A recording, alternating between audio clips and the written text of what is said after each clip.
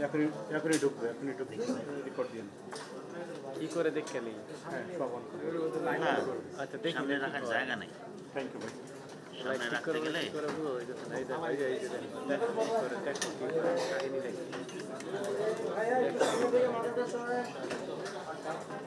দেখো কি করে দেখছো বুঝতে হবে চোখ কান খোলা রাখলে